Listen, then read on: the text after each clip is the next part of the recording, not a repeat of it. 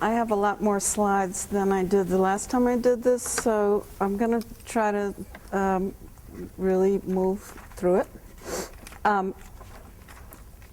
I think I'm showing you blackface from the early Civil War to the age of Obama, rather than from the Civil Rights Movement. Art historians have a couple of categories of blackface, and I will tell you about them. Most commonly we see essentializing images, which are bodies stripped of all their particularities, and naturalizing images, black babies compared to raccoons, that sort of thing. I have some categories of my own, which I think help to illuminate how blackface works in our brains. It's kind of like saying that, to say there are two categories of blackface is sort of like saying cough syrup will cure your cough, without saying if you drink enough of it, it will knock you out. Blackface will knock you out, it will not cure your cough, but it works in the brain as well as in the eyes, which are worked by the brain, of course. So I'm going to talk about some of those. The first one is that a lot of black representation up until pretty late in the 19th century was anonymous. Anonymity is a category of blackface in my mind. It turns a lot of other images from newspapers like this one and photographs into blackface by erasing the particulars of the human being. So you'll see photographs and you'll have no idea, and I have no idea what state they were taken in or who the people were.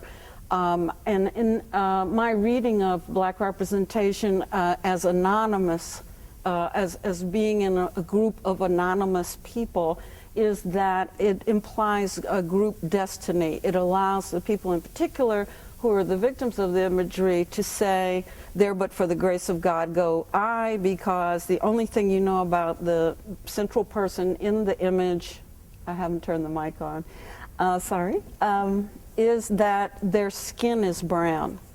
That's the only thing you know. This is a newspaper article about a lynching in New York City. I'm sorry, I gotta consult my eyeglasses. In 1863, the person involved in the incident, the location of the incident are named, but the person who is being lynched is not named. This is pretty typical of newspaper reportage in the 19th century. So if you're looking at this image, you can think, if you're a black person, wow, that could be me, because you don't know the particulars of the incident that would lead you to believe it couldn't be you, because you wouldn't be in that situation doing that thing, whatever it is. But if you're white, it also teaches you that cannot be you. These are the kind of images I saw my entire childhood going to segregated schools in Virginia. We don't know where these people are. We assume the people in the bottom picture work in a place where cotton is grown, but when I was in school, for instance, images of people in slavery only dealt with cotton. I lived in Virginia. People in Virginia in slavery grew tobacco. They were oystermen. They were freight haulers and fishermen. I'm still, in fact, learning what it was people were doing in slavery in Virginia. But as I was taught, we were all pretty much doing cotton. This is my second rule about blackface, and you don't need me much to learn what I have to say about this, because I have written it so you could even access it online and get the basic ideas. But one of my other observations about blackface is there's no such thing as a representation, an image of a black person who does not work for you. They work, they serve, they perform for the owner viewer. The viewer is usually, in fact, the owner of the object. If they're banks, and I've never seen a representation of a bank with like George Washington's face, where he sticks out his tongue, you put the penny on the tongue, push it back in, and it goes in the bank. But all these representations perform labor. The characters always wear the costumes they were required to wear for that labor, and they very often carry a tool that indicates what their labor is. Up until the end of the Civil War, most representation of black people in drawings and magazines were sentimental. The cuddly Uncle Cotton Top, the comforting mammy. Blackface has its birth and is associated specifically with freedom. The more freedom people took, the worse it got. So the heyday, there are three peaks of blackface, but the heydays of it are at this point in 1866, again in the 1880s, in the 1990s and 1920s. And so I want you to hold that thought, because I'm going to ask you if you can think of ways in which it might have interacted or not interacted with black movements. And the fact that President Obama is the object of blackface, what is that telling us, other than that some people don't like him? They frequently do occur, though, in periods where there is no movement. But this huge mass of 4 million people who became free in April of 1865 were the first trigger for this kind of imagery. This imagery extends, you'll see some white people who are also parodied in this format. In the Harper's Weekly on the left, you can hardly tell the difference between the Irishman and the black guy, and they are, the caption is commenting on who will be a more useless voter. The other image is of Reconstruction leaders, many of whom were unlettered, and many of whom, despite being unlettered or even being lettered, were very progressive, interesting people. But this is more or less the first kind of representation of black elected officials, the first black elected officials ever. Except for maybe 2 city councilmen in the 1850s or 60s in New England.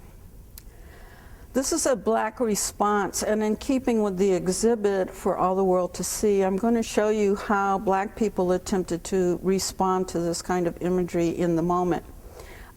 These are images from black newspapers of black people attempting to vote for the first time. Another form of post-emancipation response becomes a bit of a genre on its own. It involves images that you can buy for your household. People in very poor areas in the South frequently put newspaper on the walls to keep the air out from coming between the cracks of the logs. They started selling these. How they were distributed, I'm not sure in the South, but they may have been distributed by churches, but institutions are just beginning, so I'm not totally sure how they went about selling these. But these obviously are speaking to the history, but they are also speaking to the humanity and dignity of people who survived slavery. By 1893, we're in a huge wave of blackface. This is a cartoon satirizing a community request in Chicago for allowing black people to come to the Columbian World Exposition on one day. They invented a thing called the White City. It is imitated by a number of cities. Atlanta established a park called the White Park. It sounds like what it was meant to be, exactly what it sounds like. In this image, even though in the Columbian Exposition they are showing people that they've borrowed from villages in Africa, they have also people, natives, Ainu natives from the Philippines, they have Congolese people there. On display, as you would see in a museum, and they're sometimes supposedly doing activities that they would do in their village for people to see. But black people visiting are being portrayed as looking like those people who are on display.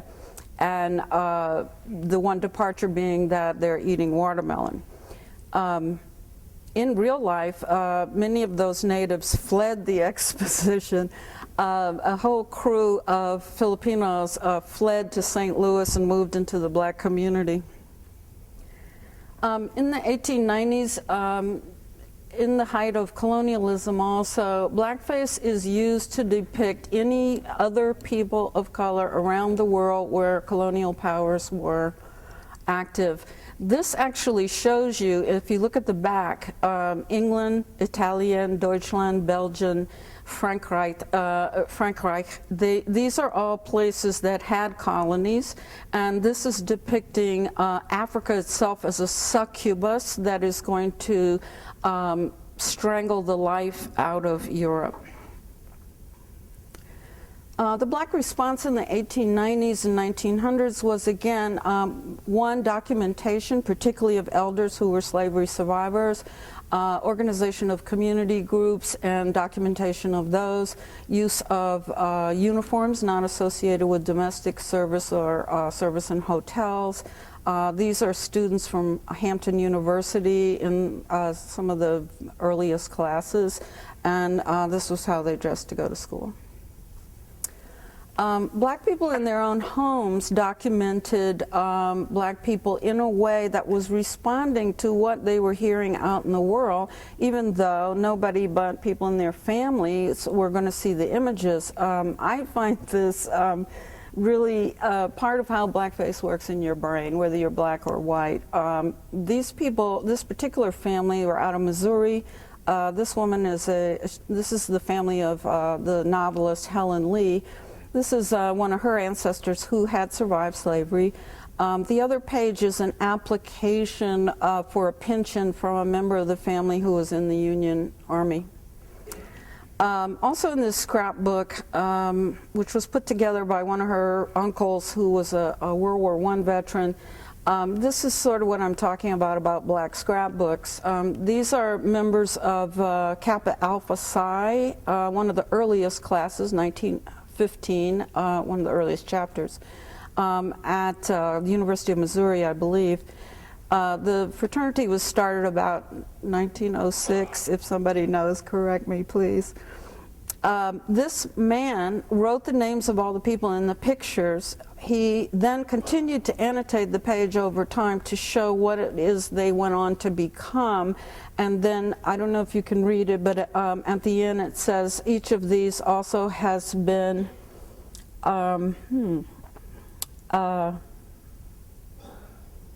loyal, I can't see what that word is, to the other through the years. Not one of them, I'm going to not try to read it literally. He says, as if a stranger might read it, that they were upstanding citizens who took care of their families and upheld their obligations in life. These are the kinds of images that turn up in art books to show blackface. The book on the left is an anthropology book. It is supposedly showing the similarity between these two monkeys and this human being. On the right, you'll see the kind of cartoon that was popular in Britain and here. And it's one of the sources of the nickname coon.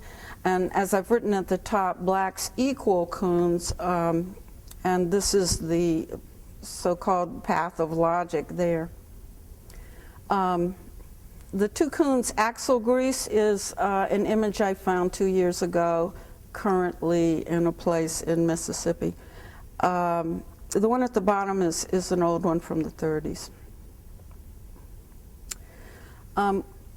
Blackface, as I'm saying there in the caption, is not outsider art. It's not made by cranks who work on their own in private. It was a commercial enterprise. It became the favorite advertising medium for the new advertising industry that was making the first four-color packaging on goods. This shows you how some of them were made. This photographer took a portrait shot of, there are actually 6 boys who were shot on this cushion in the photo studio. One of the images that's produced is the one you see on the right. There's yet another one where they're shown in a sort of swampy, marshy circumstance, and an alligator is about to creep up behind them while they're unawares. This is called Alligator Bait. There is a whole genre of blackface. In the exhibit, you will have seen a letter opener like this, which shows a black child being eaten by an alligator. It was a theme, a humorous theme. It was supposed to make people burst out laughing. They made children's toys like this. And one of the themes that comes up in blackface is that black people are supposedly inured to pain. And this even extends to children. So as you'll see, there's a whole genre of images in children's books for children that depict really grotesque violence against children. These children are involved in storylines where they hurt themselves. They are so hapless that they have these accidents where they chop their arms off. The worst one I found, and I couldn't find an image of it, the New York Historical Society does not display it, God bless them, is a puzzle called Chopped Up Niggers. It's black children and you have to put them back together. These come from, the only thing I can relate to it rather for you is 10 Little Indians, which became a popular board game in the 30s, 40s, 50s. It's borrowed from 10 Little Niggers. And then there's an Agatha Christie story that originally had the 10 Little Indians name and may have had the 10 Little Niggers name before that. I can't remember now. But she had to change the title of that, and before they made a Hollywood movie of it, they had to change it again. But it had a very strong life in Britain and the United States. One of the other elements, just visually, is that they're based on binary oppositions with regard to color. In other words, the color of black skin is always very saturated, and it's put next to a color that is very far from it on the spectrum, so that there's a high contrast. That is in turn used by advertisers to sell things that are black or things that are white. It also spawned jokes like the one in the middle, where the child is using the soap to try to take the black skin off the other child. This is Doubleman's buttermilk soap, and the same pair are depicted in the image on the right.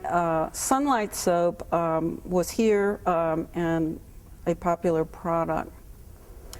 If you went to the store in the 1890s, you would go to a general store which had a lot of products. Almost everything in the store had these kind of images. Your average kitchen at home would have had containers of 10 different kinds of food in it that had these images. It would be very hard at the turn of the century to go into a home and go into the kitchen particularly and not see many different forms of these images. Dandy Jim there is a tobacco package. Smoke the Sunny South is tobacco also. And you can see the one at the top is for rum.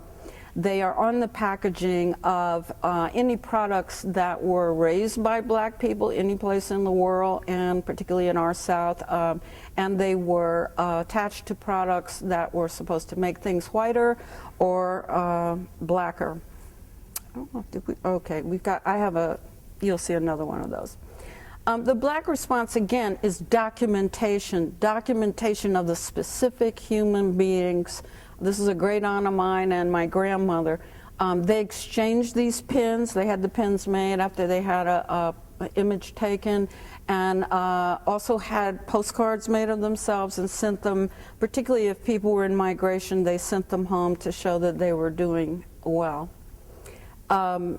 One of the other indicators on blackface as Tin Pan Alley songs and minstrel shows take off is to heighten the contrast also between real people and cartoon people by using a photo image of the real white person who's singing the song, who's a star, whose music you want to buy presumably, and the cartoon people talked about in the song that she's singing. Not to say black people didn't write some of these songs, some did. And some of them were big hits.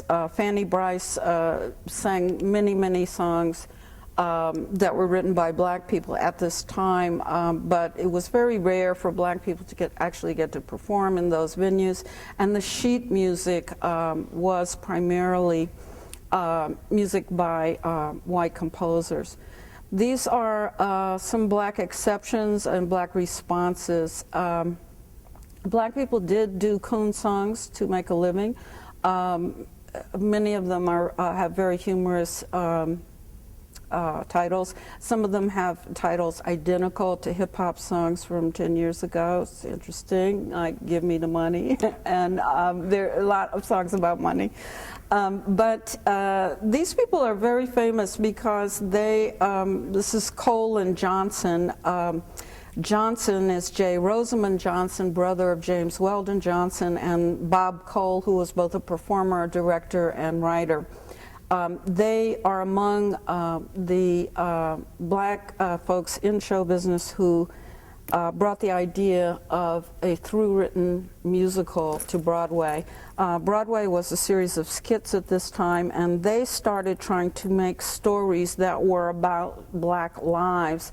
Shoe Fly Regiment is about black people who went to the Spanish-American War. It's a through-written story that has the same characters all the way through. It has skits and stunts and vaudeville kind of stuff in it, but it had all black music, was played by a black orchestra, and after its production, black people were run out of Broadway and had to start over again in Harlem. Among the people who did this were these gentlemen. This is a group called the Frogs. They had their picture taken in 1908. I've been obsessed with having a play open with them showing up at this black hotel on 53rd Street where the Museum of Modern Art is now, to have that picture taken and sort of explain to the photographer who they are. But they were basically a group that tried to put themselves out of the blackface business. And you have to love them for that, because they made a very good living. The guy in the center, the tallest guy, third from the right, top row, Bert Williams, was the only black star who appeared in white shows on Broadway at that time. The rest of them are producers. Bob Cole is in there on the far right, far left, your left, okay. And there's a guy second from the right next to Bert who is named James Reese Europe, who single-handedly, some would say, took jazz to Europe during World War I. Each and every one of them is a very interesting person, had an interesting life. Many of them performed in blackface, and the rest were theater owners in New York and Chicago. They were the sort of northern end of what would later become the Chitlin Circuit, but they put on performances in Harlem, and they earnestly tried to get rid of blackface. This woman her name was featured on one of the pieces of sheet music I showed you. She's definitely tried to make some changes also. She did blackface. She worked in a troupe led by Williams and Walker, Bert Williams and George Walker.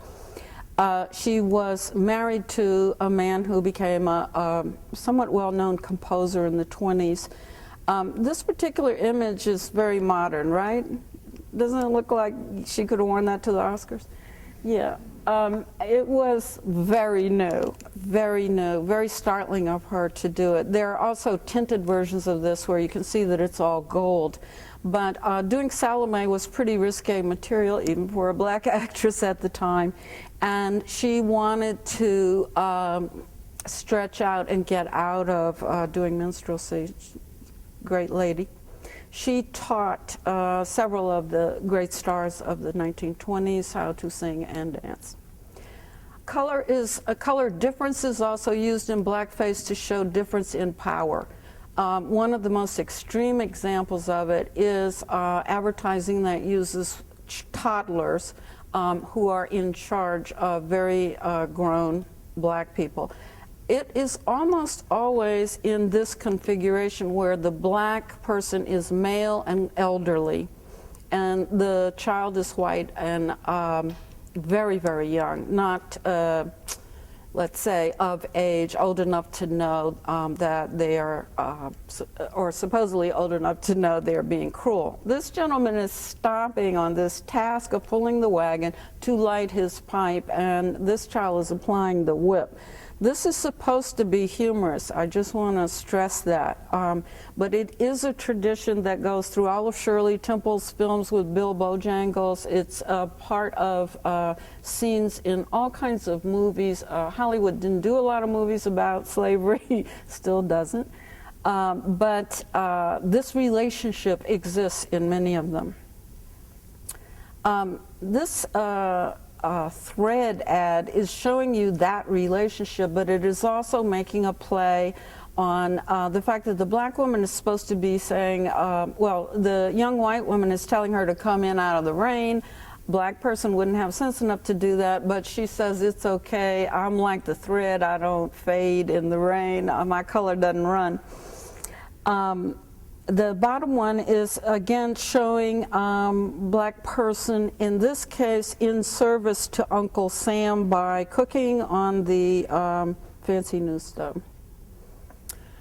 One of the things you'll still see a lot today are essentialized images. These are images where the particulars that you would see in the black photographs black people are taking of themselves are stripped away, and they're given a uniform set of qualities: big red lips, open mouth, shiny white teeth, eyes bugging out, and as with the little nigger boys on the right, not even very many differences of physique. They're just bodies, arms, legs, just a tad above stick figures. A black response in this time period is led by people like Du Bois. Many people, particularly people in the black press, tried to make their own issues prominent in this kind of environment. The most interesting thing about this sign is that it says a man. And I know if you've seen the exhibit, you've seen the men from Memphis who were carrying signs that say, I am a man. It is amazing how over long decades of time, just the simple act of saying I am a man becomes a form of resistance and protest. Also at this time, the detrimental effects of all this caste modeling has its own life in the black community. These are chorus lines from black clubs in Harlem. The woman standing on the piano is one of the people trained by Ada Overton Walker. That's Florence Mills, star of the 20s. But you could not get in these shows unless you were the color of these people. You couldn't get a part. Josephine Baker very famously tried to get in one of the Blackbird shows that Florence did several times, and she finally got to fill in for somebody, but she was told she was too brown to be in those shows. During this time, though, the production of blues music, which has moved out of the South to Chicago primarily as far as recording, somewhat in other places, is wildly popular among working class black people. And if you look at Ma Rainey here, she's showing you a different form of black female glamour that was very, very influential. Some of her wigs were made out of horsehair and they didn't look that great. She had gold in her teeth, much as was the fashion 20 years ago. But all of this was new. It was all glamorous, and gowns such as she wore and having an all-male band that she was in charge of, these were groundbreaking changes. Bessie Smith even had a larger impact, and this was a woman who could go out and buy a car on any day of the week and did, and sported full-length minks and ermines, and their lyrics spoke of independence in a way that really suggested, don't worry about what other people think of you. They didn't care what people thought, and their response was to stress one's individualism and one's own empowerment. Back to black photo albums. This is a black scrapbook from two women who lived together for 40 years in Michigan. And they kept an amazingly interesting notebook of all the books they read every year, books in French and English. They read all the black literature of the day, but the other literature they were reading was also fascinating. And they do a different kind of documentation. You can see this is not a formal picture, but in the 1920s, really by the turn of the century, you could order what was called a brownie camera. It was a big, gigantic thing, but you would take the film, take the shots, put the film in the mail, and they would send you the pictures back. And people began to really, for the first time, all people, not just black people, but began to photograph candid life. So these people are part of a wave of the first sort of candid images black people make of themselves, where they're not bound by trying to have a certain kind of public presentation of worthiness of this I am a man, I am a woman kind of protest, but they are shooting themselves in recreation. Also at the same time in Europe, the essentialized images are becoming part of the depiction of this music that James Reese Europe took there. It does start during World War I, but black people are used to, this is really a depiction of Josephine Baker in both cases, and people at the time would have known exactly who it was, because she was the biggest star in Paris at the time. And the Revue Negre was her show. These are more essentializing images. As the 20th century goes on, they are used to demonize people. There are pictures of jazz musicians, I think there's one here, yes, depicted with a yellow star on them. It is, essentializing images are used by the Nazis to show the degeneracy of Jews. They use images of blacks to bring home their point. During this period, artists like Archibald Motley are inverting this power relationship. So you'll see this painting by this black artist is showing the exposed white body in a way that would not necessarily have been done in this cartoonish way with this guy standing outside the door at the time. And he's the gatekeeper. It's a bit of taking the power of image making and turning it around. By the 1930s, there's this new product called plastic. The precursor is Bakelite, and it was very, jewelry made with Bakelite was very popular. It's still very collectible. These particular brooches are depicting people from all over the world. In Paris also, it's very chic. Racist humor is very chic. This is a humor magazine showing some women talking about how hard life is and using an African woman's mouth as their ashtray. The French blackface also does something the Americans were too uptight to do, and that is that they sexualize the images. These are still images that work for you. They serve you, they perform for you, but they're made to look sexy. These, the bamboulas and the, I think bamboulette is the is that what, yeah, Bamboo Lynette, they're calling the female. She's arriving in a box, okay? I think that tells you what you need to know. In the U.S., that sexuality was taken away, or the sensuousness was taken away. The body is still used and exposed in ways that white bodies are not, but it is pretty unattractive. The image on the right, just in case it doesn't read well for you, is a woman who is doing your laundry. This is actually something like an ashtray. It still works for you, but her breast is caught in the ringers of the washer and she doesn't know. She says, as is written around the bottom, "Oh, my aching back." These images also don't have that sensuality of the French images produced at the same time, really. And this is my other category of blackface, that blackface images are empty vessels that serve. Many of them only have meaning if you buy them and fill them. It is not a stretch to begin to understand how that works in the brain when you encounter real people, that you've seen them in all these ways that are devoid of particular characteristics, and you've been taught that the main function of black people, the only reason they were brought here, is to work.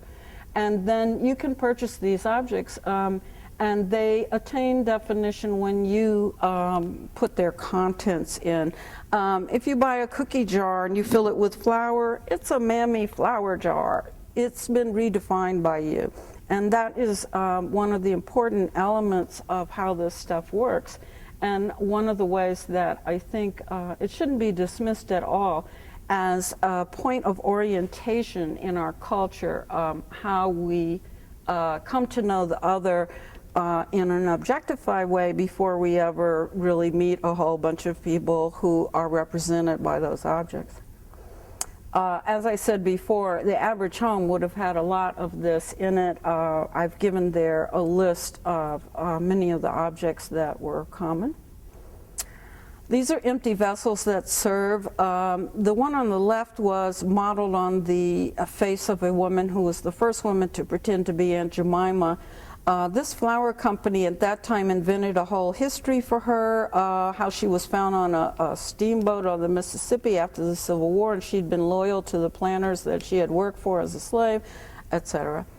And this amazing spoon on the right is has a man in the stem, and the rest of the leaves of the watermelon plant on the as the stem, as you go down the stem, and then the inside of the watermelon in the bowl.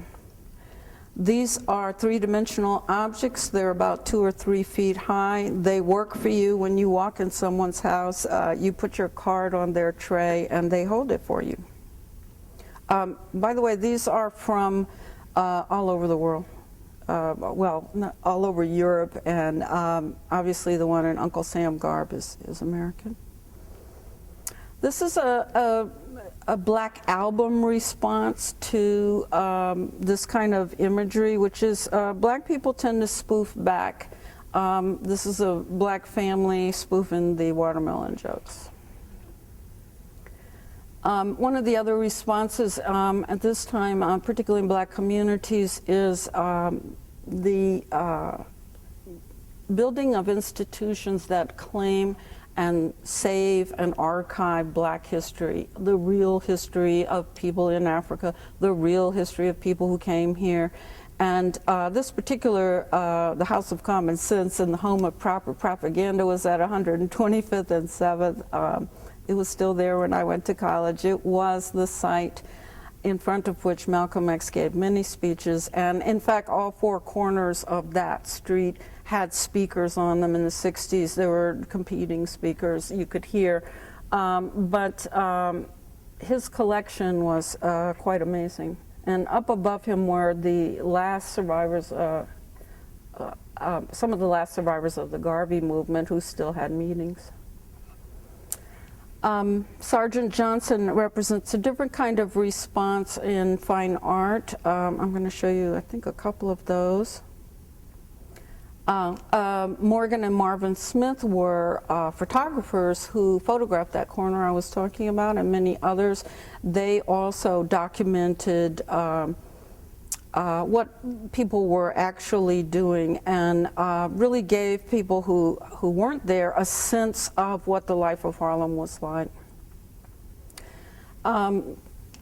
This is a photograph by William A. Scott, who's in the center of that clump of black soldiers there. He ran a black newspaper in Atlanta, but during the war, he was with a group of people who opened Buchenwald, and luckily he photographed it. In recent days, the fact that this may have ever happened has been challenged. So I think this is one of the reasons that people like William Scott learned photography in their work at home, and continued to try to document experiences they knew were historic, they knew were unusual, and they knew that their role in it might be erased. He photographed lynchings and he photographed weddings, so he really captured a lot of the life of his time. By the 40s, you can start to see some of the difference in how race works here and race works in France again. The star of this movie, the leopard woman, is a black woman. The left is the American poster, in which she's not depicted, and the one on the right is the French, in which Aquanetta is shown. Another form of documentation used as a response is the documentation of direct acts of resistance, such as this image of Rosa Parks and this image of the people in the Dexter Avenue Baptist Church in Montgomery. One thing the movement was very, very conscious of was getting press people and photographers to document what they were doing, and to document things that were done to them. Blackface is not just images, as far as I'm concerned. This is the kind of flyer that went around in the 50s and 60s, warning white parents to keep their children, these were white citizens' councils, to keep their children away from black music. These images are black responses in action and black responses in documentation. Only one photographer took these images in Nashville. Only one happened to come down and take pictures in Greensboro when the sit-in movement started. These people who sat there through this also knew that one of the powers of passive resistance was to show people elsewhere that people would go to any lengths to keep them from integrating things like Woolworths. And so the fact that this one photographer shows up is lucky for all of us who are interested in history. Another form of response is shown in the work of Gordon Parks when he went to Chicago to document the Nation of Islam. They allowed this, and these pictures are gorgeous.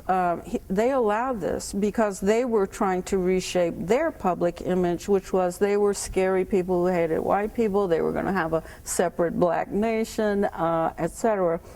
And so they collaborated, in a sense, with Life magazine to give themselves not only a larger but a different profile.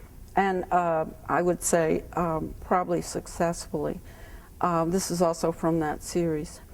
They are showing black people praying standing up because one of their ideas was to get people off their knees, because in slavery people were pushed to their knees by the violence of slavery.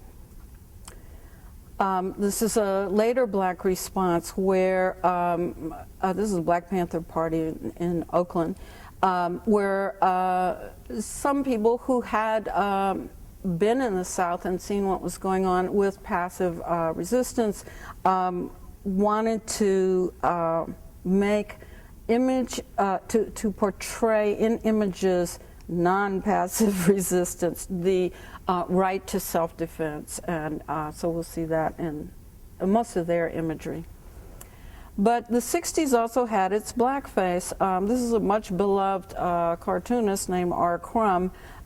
He's very famous for a figure similar to the one on the top left called Keep On Truckin'. The guy, I believe, has a guitar or banjo guitar in the Keep On Trucking images. But they come directly out of Crumb's interest in blackface. Back in the 60s, when I was young and bought that album, I had no idea. I could recognize the images, but I didn't know he was a student of those images, and people were fairly well tolerant of his imagery. During that time, black artists were also responding, and they sometimes work with stereotypes. Mammies came in for a lot of revision and new treatments. This is a work by Jeff Donaldson called Aunt Jemima and the Pillsbury Doughboy. This very muscular Aunt Jemima is typical in a way of a 60s revision. These images acknowledge both the suffering of the black body that is represented in the female, and also the strength of this character who has been treated this way, and also the determination to resist. They very often play against a backdrop involving the flag. This is another one using the pancake box. I'm going to start to whisk through a little bit now. Aunt Jemima, quilts, flag. This is a wonderful image, I think, really almost disputing the Jemima image. It's a real chef and in New York City by photographer Corinne Simpson. Camille Billups works with those images. She's playing with them in ways that contemporary street blackface plays with them, but I find the street images a little more confusing than hers. But in this case, she's using a real coon song from the 20s, from 1916, and she's reversing the content. The original is about a black woman and her. There were a lot of songs about black women and their babies of different colors. There's my honey-colored baby and my coal black rose, and it's a genre. This is Betty Saar, Double Duty, as Black with a Vengeance. I think that really, in a sense, also sums up some of this response. Spike Lee's Bamboozled was certainly a response. Have many people seen this?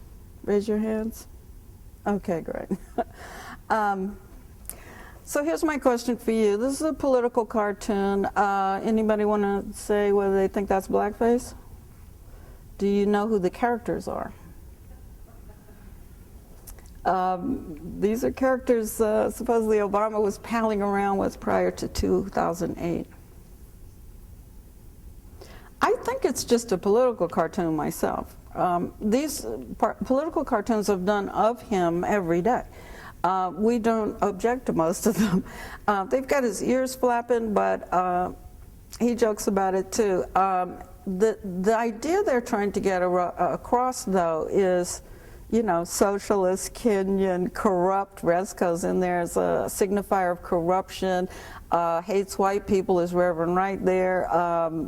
Bill Ayers, the terrorist. That's sort of, they're throwing everything into the pot there. So in a sense, it's like a lot of the blackface imagery, although I don't think it's really that, but it is, and I think this is one of the markers of Obama as a sort of Rorschach of representation. They throw everything in the kitchen sink at him, so that it's not necessarily coherent. Is this blackface? Somebody want to say yes or no, or take a guess? What do you think? Does everybody know what this refers to? There was a giant hurricane that delayed McCain's convention. I say hurricanes come from the west coast of Africa, so I sort of agree with this cartoon. I thought, okay, the cartoon is blowing away this convention. It's not associating him with some historical black depiction that's a stereotype. He's a force of nature, if you were going to look at it in a way. So reading them now, I think you really have to sort of look at things and go, okay, that's a force of nature depiction. It's not flattering, but it's also not demonizing him, and in a sense it's a joke about what was going on in the campaign, which was Obama was blowing away McCain. I'm pretty sure this is blackface. What is it saying? I'm not sure. This is not an accurate depiction of their relationship, I would say that. But if anything, if I had drawn the cartoon, I would have had him bemoaning the fact that he was no longer the first black president, but that's me. Anybody want to yell out, yes, they think this is blackface on the left? Or is it? A lot of people thought it was, yeah. It's very interesting, though. Very interesting, because like nappy hair might have been part of blackface in the 1880s. It was not something that it was something we considered a mark of beauty in the 60s. So, and I would, you know, she's had an afro, so I'm like, okay, I'm not insulted because she's depicted with an afro. And I've got another one I'll show you that somebody made to see how beautiful she would look with an afro. But I think it's that gun, but then look at Kathleen, who was a fashion icon of her day. That's Kathleen Cleaver. I think it's a confusing image, and I think that's one of the reasons there was such a debate about it, because the blackface might be that they're burning the flag in the White House. That's demonizing. It might be in Osama bin Laden being in the back. It might be in Obama being dressed as a Muslim, but should we be insulted that he's dressed as a Muslim? No, not because he could have been a Muslim in his life, but because he's being associated with terrorists. So it's a confused, I consider it a confusing image, and that's why I think there was such a big deal about it. This is not confusing. Part of the blackface here is they haven't changed his color. They almost always change the color of the face. But they haven't changed his color here. What's the blackface? His teeth. Okay, well, I think also pointing to his middle name is an issue. They're trying to say it's, I don't know why it's in quotes except to draw your attention to it. We'll keep going. Is this blackface? Everybody saw this, right? You've all seen this image? No. Okay. Tell me, what's the painting on his face? It's not the Jack Nicholson Joker. Which Joker is it? Heath Ledger, who had just died, tragically. So what is this saying to you about why Obama's bad? The only thing I'm getting really clearly out of this is that he's bad. That's what I see. But when I first saw it, I said, wow, he looks like Heath Ledger. But what is the negative content? Okay, crazy and a villain, good. How about the words? What are the words saying? What's the final solution? Hitler, okay. What is the last line? Okay. Oh, it says F-head. Okay. Nationalist, socialist, health care. So this obviously is an anti-Obama care poster that came out during the debate. This is a real genuine black response to what he was going through, and I just have to say, as a person who heard it on the phone all the time, at the time, we were really worried about somebody killing him. So I think there were all these very emotional responses from people. This is a group of ministers, obviously, doing a laying on of hands.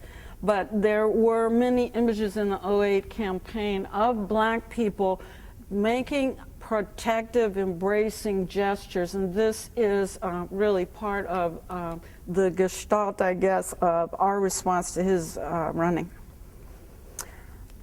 This was widely circulated on the internet. Everybody seen it?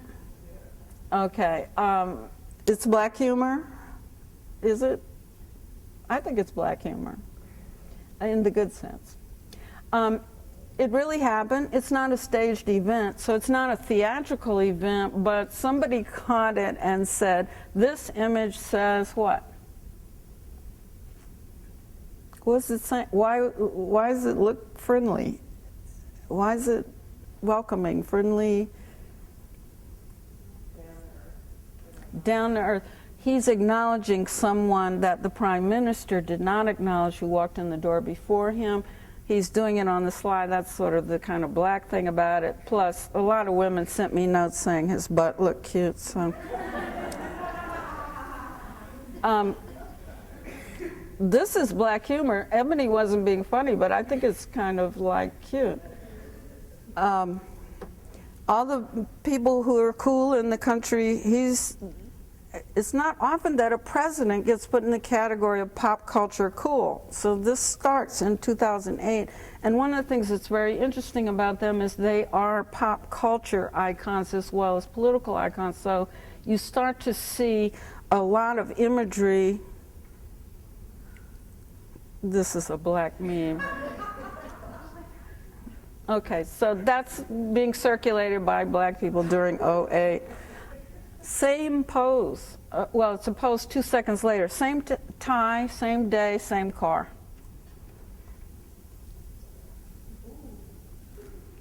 Okay, that's an internet meme. I don't know if it's black response. Does anybody know what HNIC means? What did it used to mean? Head nigger in charge. That's the joke. It says his name inspires change. That's what this street artist in New Orleans is doing to use the old slogan. He's also got 44 there instead of a number that would normally be on a dollar bill, but I saw it on the street. I said, HNIC, gotta have it. This is a black meme. This is getting ready to make State of the Union. Have you ever seen a president doing that before the State of the Union? Okay, so there's your pop culture president. This is actually a painting. I can't locate the painter's name, and I'm going to be done soon, so I'm going to move along. But it's the writing is very interesting. There's a mixture of things people viewing him from afar might think, and then there are things that are human statements anyone could make. I'm running in circles. So it is humanizing him by giving him commonality with the rest of us who are running in circles. I'm a reflection of you. I'm born to consume. That's pretty much all of us. I am in search of me. I am looking for... So it's an interesting statement by this artist. Because at the bottom there are also things that people were beginning to think about him. I am charismatic, I am greatness, but it is also sort of like some of the earlier imagery inviting you to see yourself that way as well. This is the only image I could find from 2008 of Michelle, and it's put out by somebody related to the Obama campaign. Does anybody know what it's based on? Okay, great. All right. The one I want is the one that says black man running on the front, and on the back says not from the police. That's from '08. I never got one.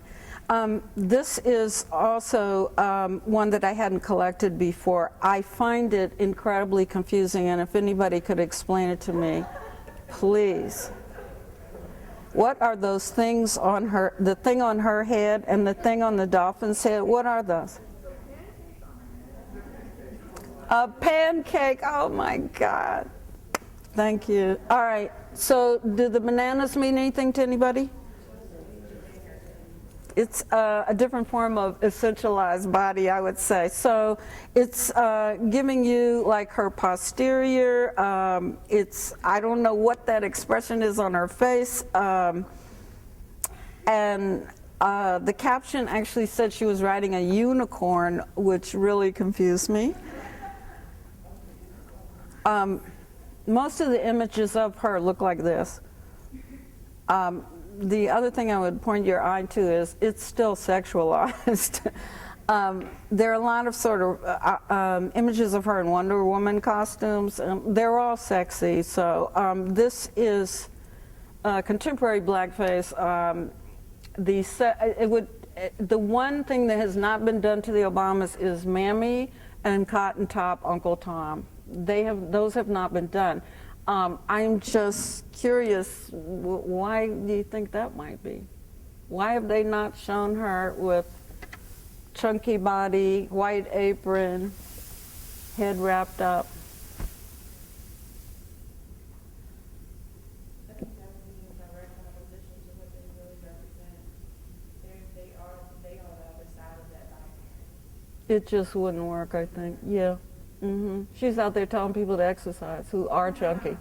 Yeah, it's very interesting because he's had a lot of different treatments in blackface, but they haven't done, well, I'm getting to the Cotton Top, but they haven't done her as Mammy. The images of Michelle Obama, and I would point to as a sign of something else. They're all sensual in some way. This is a piece of sculpture that caused quite a stir in New York. I want you to look at the afro comb with I think that's an eagle on the comb, and she's got the American flag embedded into her chest, but not over her heart. On the right side, it's maybe it looked better to him as a design that way. I kind of get that, but people like to see her nude, and I find it this is last year. This was a Spanish magazine. Have you seen it before? Okay. They show it on the internet with blurred images. It's taken from an image of someone who was a slave at the time the painting was done, so I just say that. Everybody seen this one? Okay, that is not an afro, those are feathers, but I'm not sure. Anybody want to tell me what it's saying? Because I'm not sure.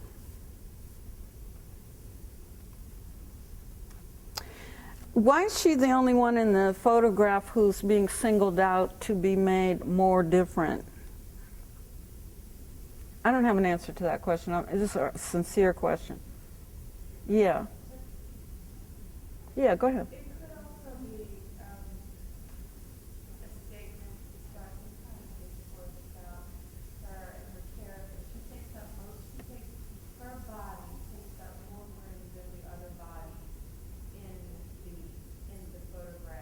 And to do that means that person takes up more space in terms of how they exist. And what does that mean? I mean, she still is presented very regally, but she even eclipses the queen. Well, she was doing that without the hairdo. Yeah. I mean, without the hat, whatever that is. She's already taller than everybody there, just about. But she's regally dressed. Yeah. Someone has just augmented what was already there. Yeah.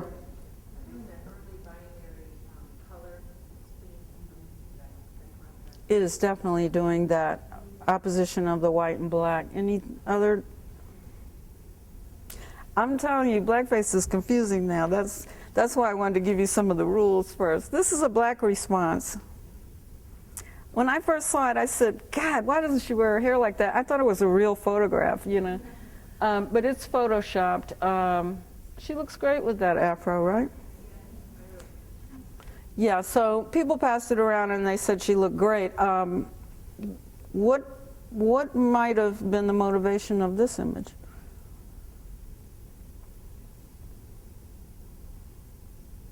Yeah. Mm-hmm.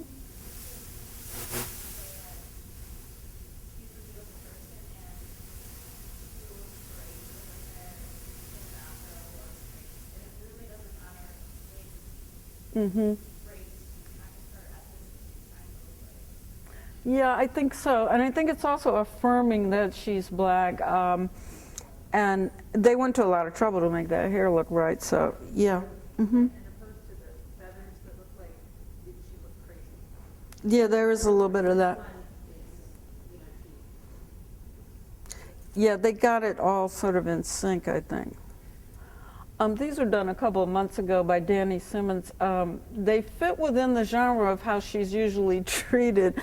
I think they're very funny, particularly Three the Right Way with Biden over there. They came together to save America. Okay. The last thing I want to talk about is the fact that by being in the White House, they have the most powerful image machine outside of Hollywood in the world. And they do use it. And so I would think it's, I've shown you what just ordinary black people are sending around. A lot of them are humorous, they're always cool looking, but one of the things that they do is control how they're seen. So this is from Vogue magazine. Is there anything unusual about the picture, let's just say, compared to images that are usually in Vogue and or compared to images of first ladies? Yeah.